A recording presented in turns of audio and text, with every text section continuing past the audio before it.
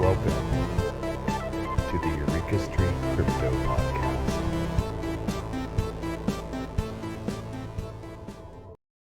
Good morning, everybody. I'm Eureka John, and you're at Eureka Street Crypto, broadcasting live from Leander, Texas. It is April 7th, 2022 at 5:47 in the morning.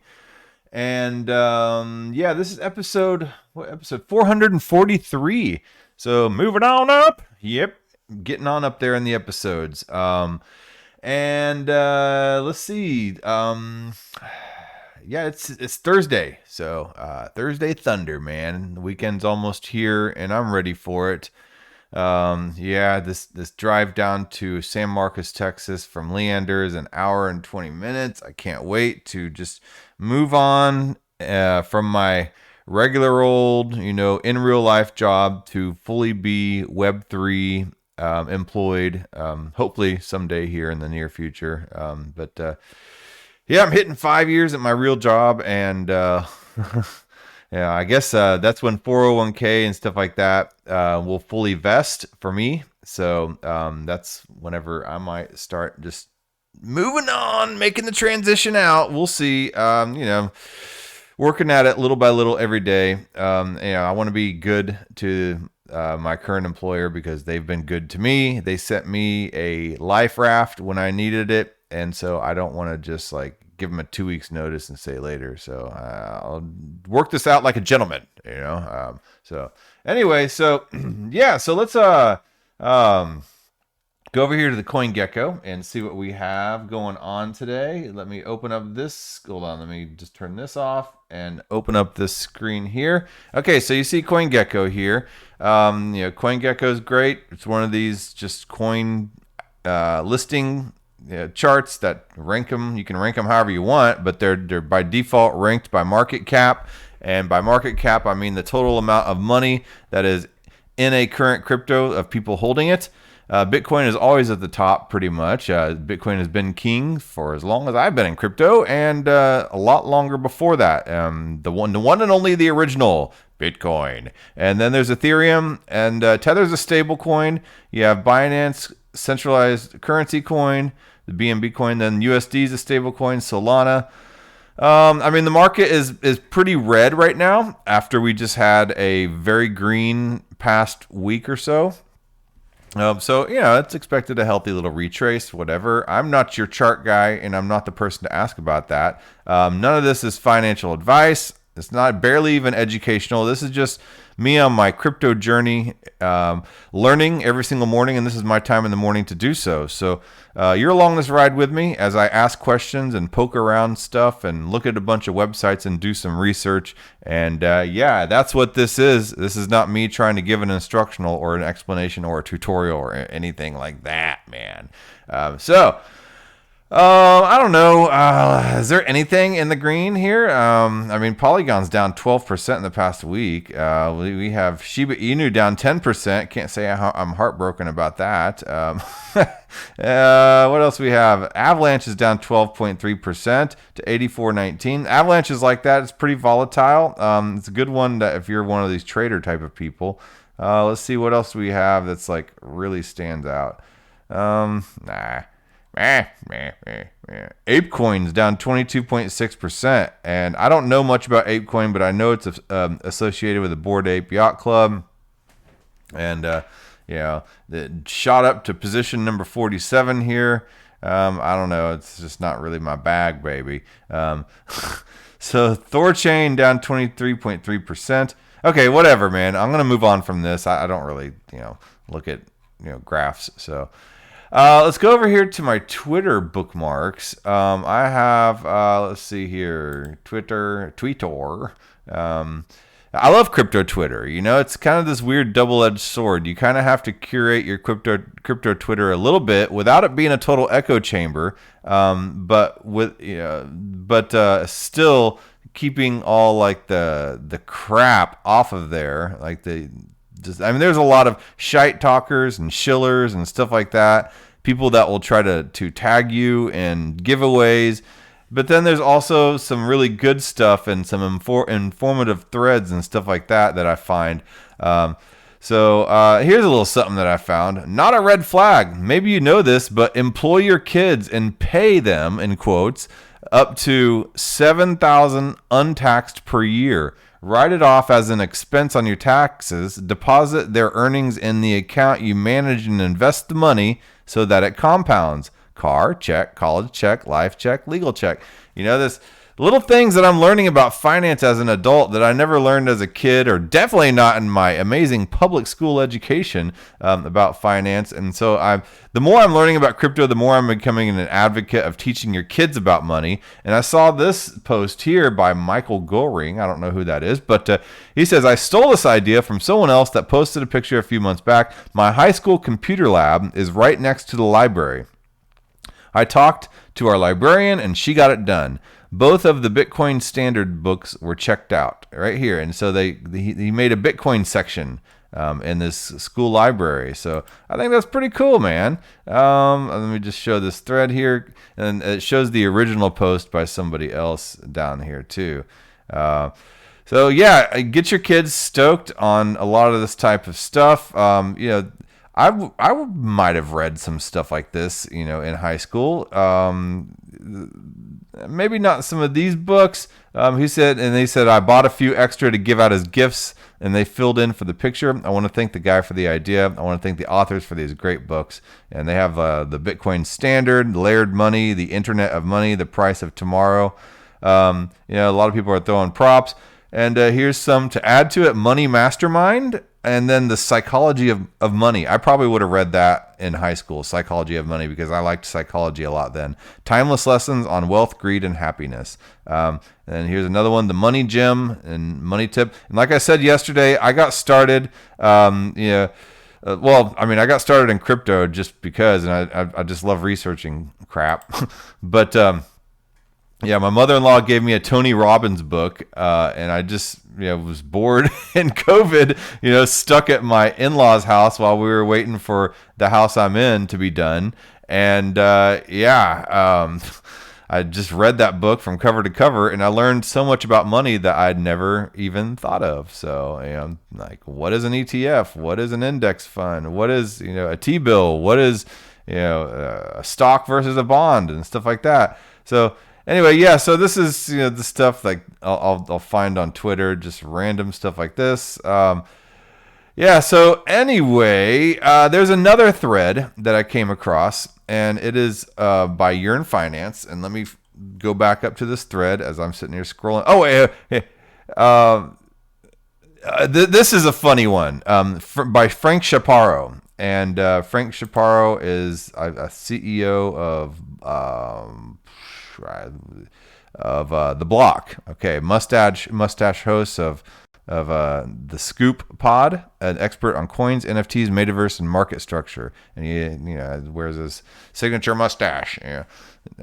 So he says, in which Citigroup researchers note that USDC and Tether's stablecoins pegged to $1, by the way, have underperformed and struggled against U.S. equities. Bruh.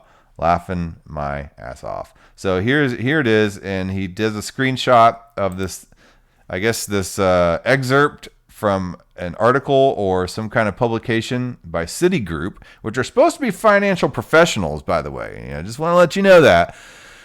And in this article, they're citing, for a performance comparison, we focus on the 5 largest crypto assets measured by market cap.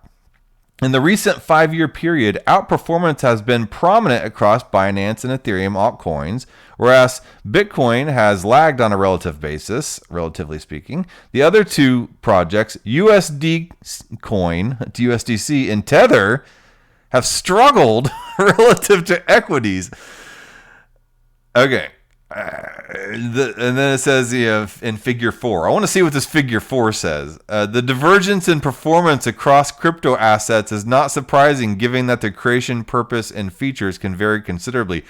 No shite, Sherlock. Yeah, USDC and Tether are stable coins. They're pegged to the dollar. Do they not know that? This is a financial firm. I'm just Joe Schmo. I could, listening to me is like listening to your Uber driver. Seriously, these people are paid to make careers out of this. And I know this. USDC and Tether struggling relative to equities, they don't struggle. They're stable coins. It's what they do. There's And then he says below this, several people have reached out to me to tell me this is the type of stuff that made them leave City. Story to come soon. And then here it is. Here's an article by the Block Crypto mapping out the great City crypto exodus. And no fewer than 15 City employees have left the bank to join digital asset related startups in the past year. People are flocking away from the banking industry because they see the writing on the wall. And if you'll listen to yesterday's episode about the yield curves and the interest rates and then the massive amount of bond sell-offs and stuff like that, you can see that the dollar is going to hell. The banking industry, banking 1.0, Wells Fargo, Chase, Citibank, all that is, man, there's a reason why people don't like banks, So anyway, let's see here. Frank Chaparro says, in quotes, the exact reasons why so many City employees have left for the crypto industry are not clear, but the departures also fit with a larger industry trend. Lots of people have been switching careers and moving from banking to crypto. City declined to comment. And then somebody says, I don't know, my USDC yields are pretty high. And yeah, you can go on something like Curve and you can stake your stable coins. You can provide liquidity on it. You can do a lot of things with stable coins. It's not just to jump in and out of different more volatile cryptocurrencies. As I've said before, that's pegged to a dollar, so you don't have to go out to the banking system in order to cash out on your crypto. You can cash out in stable coins, and it gives you I've always described it as Adult Swim, right? And the stable coins are out on the side of the pool. Whenever you're playing around in the pool, sharks and minnows, Marco Polo and all that stuff, chicken fights, and suddenly the lifeguard blows their whistle. It's time for Adult Swim, and you got a little too rowdy in the pool. Maybe somebody left a baby Ruth in the pool, if you know what I'm saying, floating around, and everybody gets out of the pool because the water's got too rough and it got too rowdy. And you have to go to the side of the pool, maybe go to the concession stand, get a chili dog or whatever, and a bag of Frito pie. Yeah, and that's stable coins. That's the Adult Swim. It's time for you to get out of the crazy crypto waters and cash out for stable coins for a little bit while the market kind of corrects itself or whatever. Or you have a stash of stable coins on the side for whenever you're ready to find the right time to jump back in those rowdy crypto waters. So anyway, I don't know. I just found that was kind of interesting that a bank did not even, they are so uneducated on this stuff. It's amazing to me, that these, and that this is right now an amazing democratization point for people. That's what crypto provides, and it's what DAO provides. And I've said this before, I've learned so much about audio editing and video editing and stuff like that because of the democratization and me being able to have access to professionals in the industry under all the common point of, shelling point of cryptocurrency, in which we're all talking about that. But as a side result, I've pursued another interest of mine, which is podcasting, audio editing, video editing, animation, and I've gotten to meet and network with a bunch of amazing professionals in that space, the film industry and stuff like that I never would have had access before to be able to ask these questions if crypto didn't exist. So I don't know how I got on that tangent, but yeah, crypto is this amazing democratization point for people to be able to enter, and the banking space just does not get it, so... Anyway, so that was an interesting rant, 14 and a half minutes in. I wanted to talk about ERC-4626 tokens too. So let's go back over here to my bookmarks and let me scroll up. Here we go. You're in finance.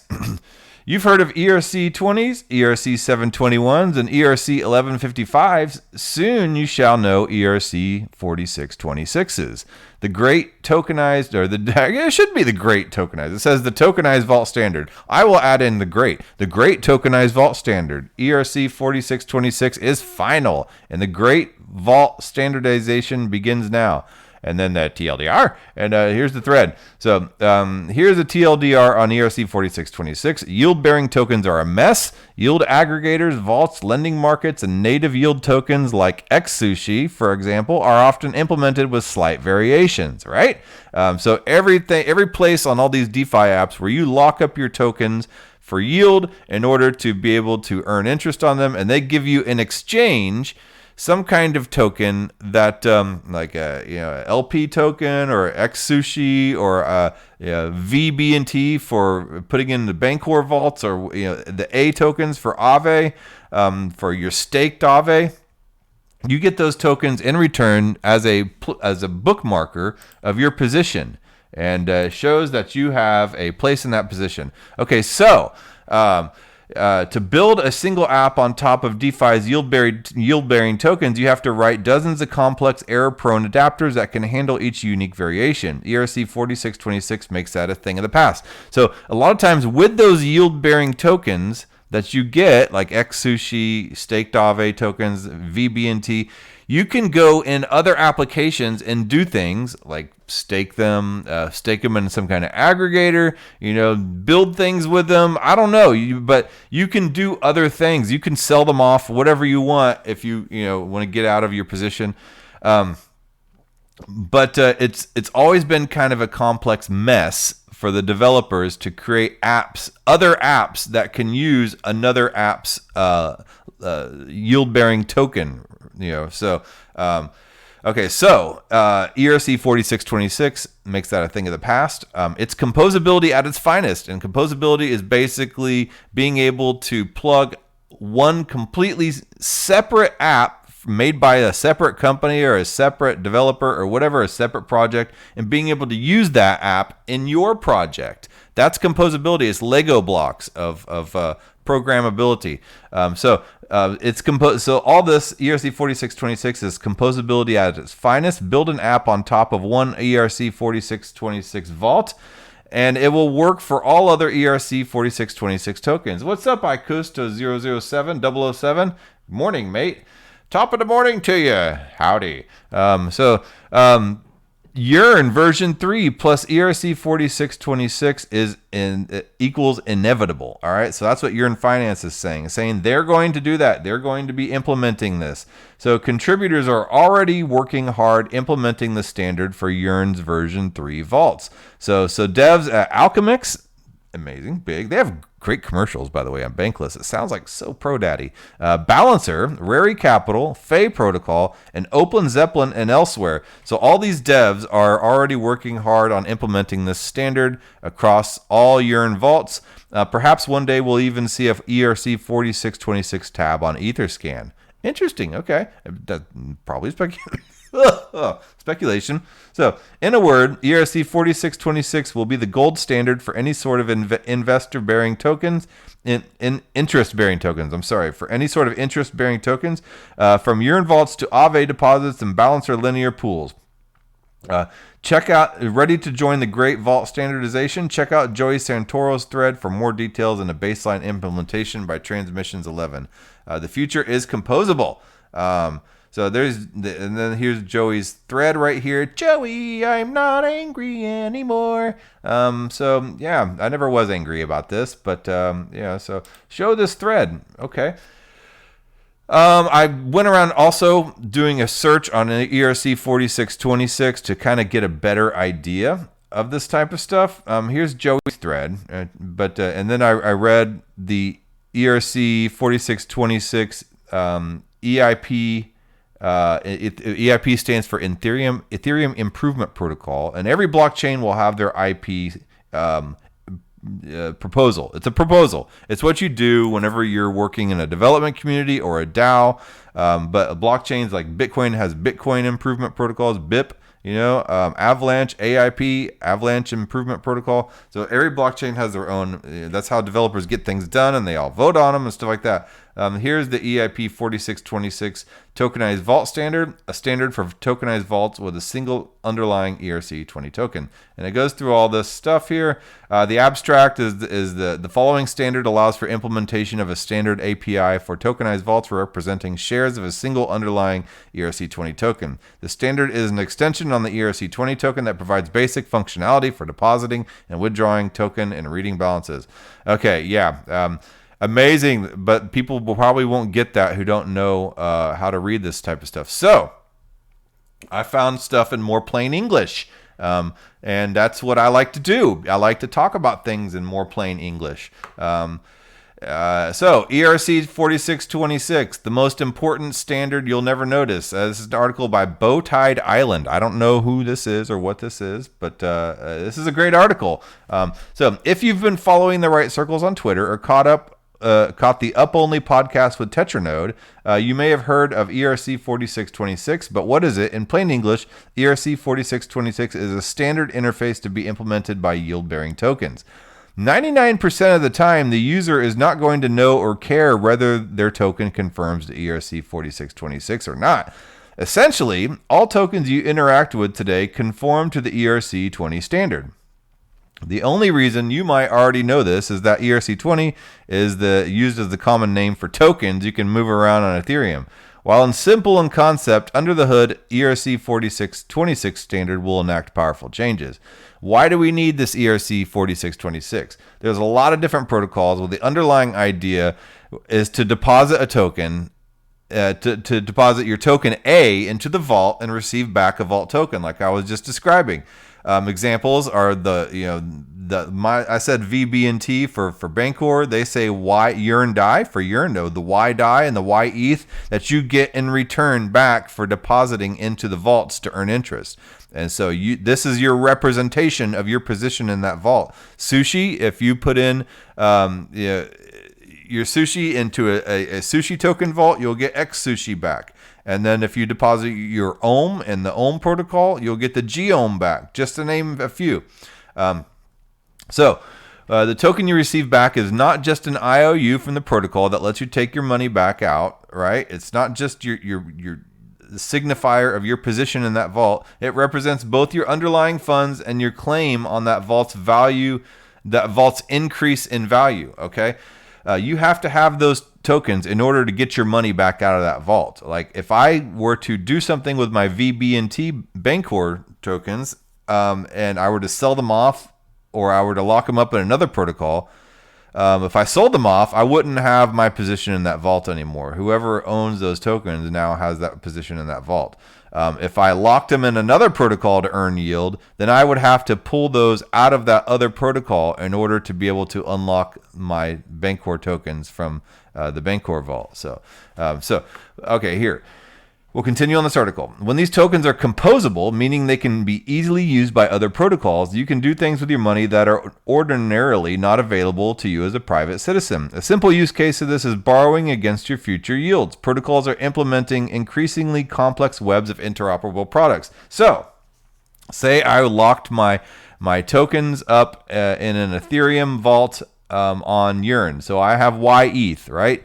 Well, I get those YETH tokens, and what if I decide I don't really want to unlock and I want that to keep earning interest over there on Yearn, but I really need some money to do something right now. So maybe I could borrow against my YETH tokens. So that is composability. So I take my YETH tokens over to another application and I can borrow against those YETH tokens by locking those YETH tokens up somewhere, and I can maybe get some USDC from that, cash out the USDC, get that down payment I need for my car, and then once I work and I can pay back those USDC tokens that I borrowed against my YETH, I can get my YETH tokens back, and the yield has continued to have been earned on those YETH tokens that entire time. That's never stopped. So I've never really sold off my assets. I've just borrowed against them.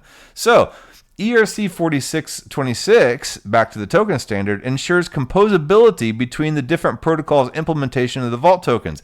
So by me taking those YETH tokens and locking them up on another different type of borrowing protocol, maybe built by a different company or developers or whatever, it ensures the compatibility of those YETH tokens with that other different random, token platform that I've put these YETH tokens on. So it creates a universal standard to make sure that all these yield-bearing tokens are the same in a certain sort of way so that they can be used crypto-wide, or at least, on Ethereum platforms, Ethereum-based platforms. So currently, everyone implements things a little differently depending on the protocol's needs or the developer's preference. Everybody's got their own way to make a wheel, right? You got spokes, you got mags, you got a steamroller wheel versus a carriage wheel. They're very different types of wheels, but they all are round and they all roll, right? So this is kind of like what's happening right now with all these different token standards. When you borrow money and you lock up your money and you get back that token, every platform has their own little tweak or purpose, but this at least kind of standardizes things so that those tokens you get back can be used everywhere. So if you as a protocol want to launch a new product integrating with a different protocol's tokens, you have to understand the subtle differences in the way that they built their tokens. So in their implementation, you have to modify your code to test, to work with it, test, audit your new product, and finally launch. So that's a lot of pain in the ass. It's a lot of bloated code, which costs a lot on Ethereum. Have you ever noticed staking costs a lot more on your Ethereum than you just, doing a transfer from wallet to wallet? Staking costs a lot more because there's a lot more code involved in that. So the more code that's involved in something, the more expensive the Ethereum transaction is. And then when you're trying to use, say for instance, a Yearn protocol token, and you want to go lock it up on Aave, for instance, that might cost more for you to do that type of transaction because you're trying to use a Yearn protocol token on the Aave platform. And Aave is like, they got to write code around that on how to comply with what's going on over here with this Yearn token. But ERC-4626 eliminates that because everybody's using the same type of code packages, and it's all uniform. So that's the amazing thing about engineering and about standards. That's like railways. Every single rail car in the United States is built to the exact same rail track standard, the exact same width apart.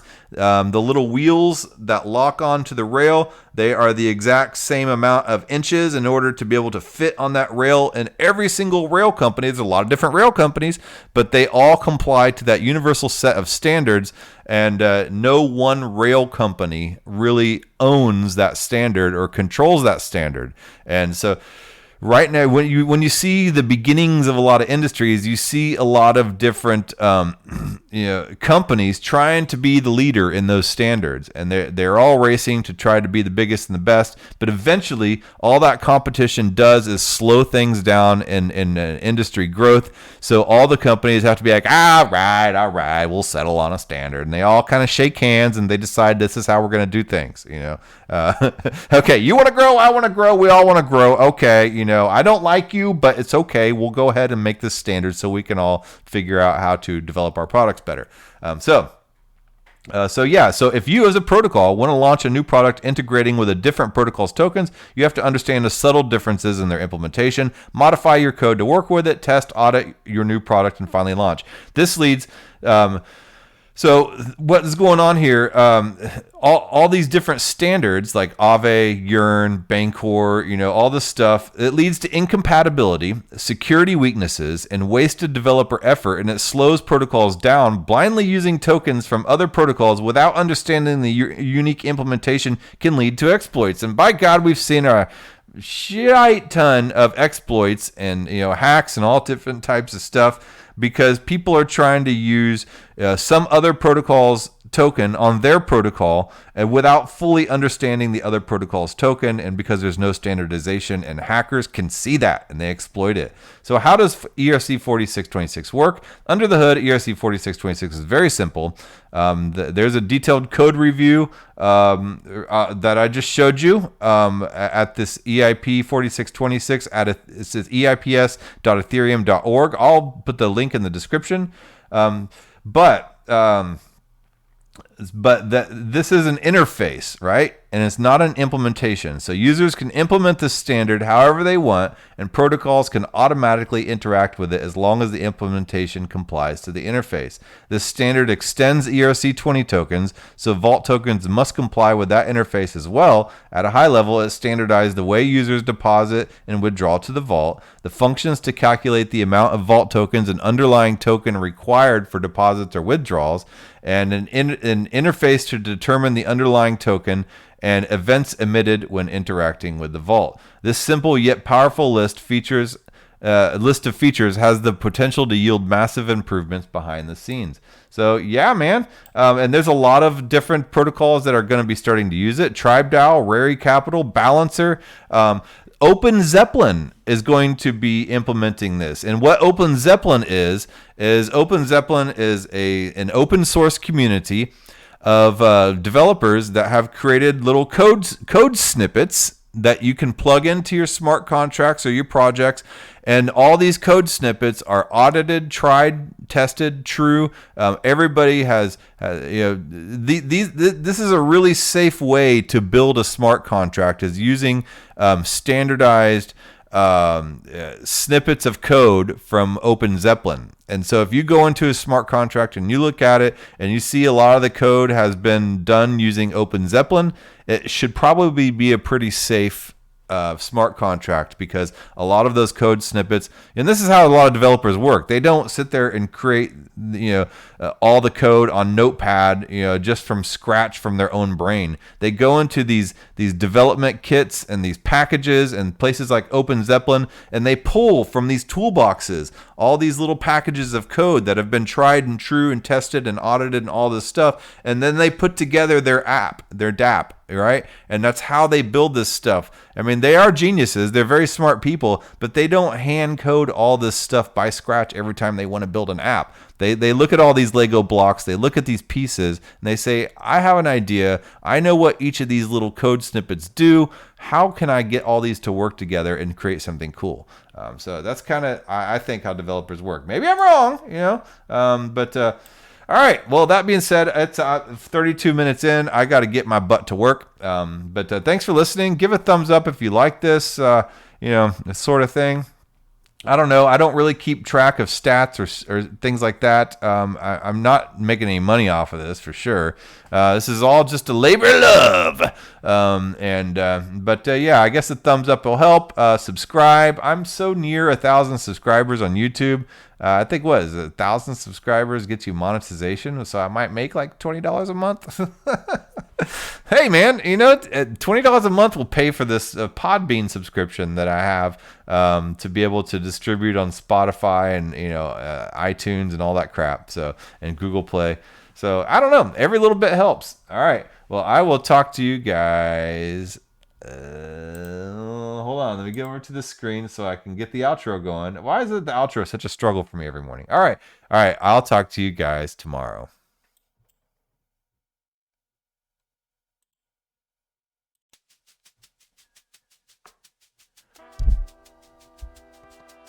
Thank you for making it to the end of this program. If you actually like this content, give a thumbs up.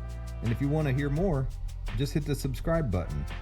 I'm available on YouTube, Odyssey, and BitChute, and on all the major podcasting platforms in audio version. Spotify specifically. If you would like to follow and leave a review, that would help a lot. I am also available on Twitter at EurekaJohn1. That's EUREKA John, JOHN, and the number 1. My DMs are always open. Feel free to shoot me a message. Thanks again.